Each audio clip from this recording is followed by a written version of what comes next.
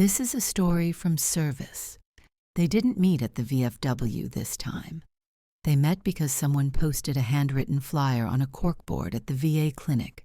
Coffee, conversation, no uniforms required. It was held in a church basement that smelled like burnt coffee and old hymnals. The chairs were folding chairs. The walls were bare. There was no flag up front, just a pot of coffee and a box of tissues nobody acknowledged. They came anyway. Staff Sergeant Ben Wallace, USMC, Iraq and Afghanistan, sat with his hands clasped like he was waiting for bad news.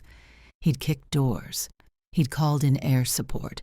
He'd stood over friends covered with ponchos and told himself not to look underneath. But when it was his turn to speak, he said, "I don't talk about it much." No one pushed. Marines don't need encouragement to be silent.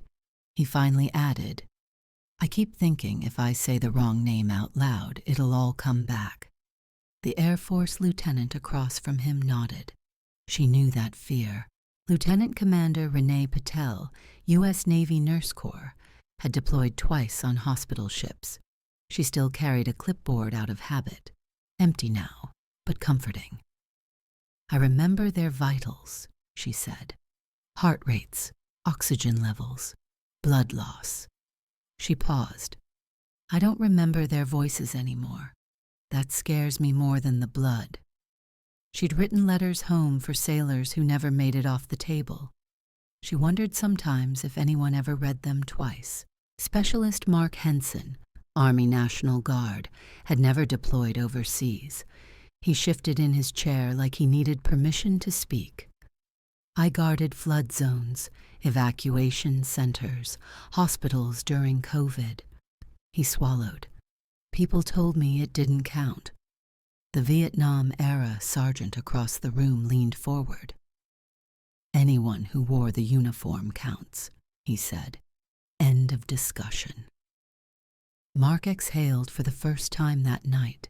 Captain Elise Warren, U.S. Air Force, ISR pilot, flew missions thousands of miles from danger, at least on paper.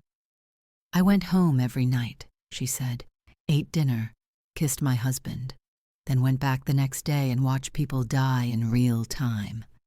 She stared at the floor. "They never taught us how to turn that off. No one tried to fix it. They just let it sit there." Petty Officer Second Class Luis Moreno, Coast Guard, spoke last. "I answer phones," he said. "Distress calls." He described the sound of panic through static, the way silence could mean rescue or recovery. "Sometimes," he said quietly, "the phone rings and no one's there anymore." The room understood what that meant. They didn't solve anything that night. Nobody left healed. There were no speeches, no applause, no dramatic moments. But when the coffee ran out and the chairs folded back up, something had shifted. They had said enough, and for the first time in a long while, none of them felt alone with what they hadn't. As they stood to leave, there were handshakes, shoulder squeezes, a few awkward hugs. Someone said, "Same time next week?" No one said no, because service doesn't end when the mission does. And sometimes the bravest thing a veteran can do is speak at all. The stories presented on this channel are true. The names of the veterans were changed to protect their privacy. Freedom is remembered in stories. Responsibility is shown in how we care for those who served.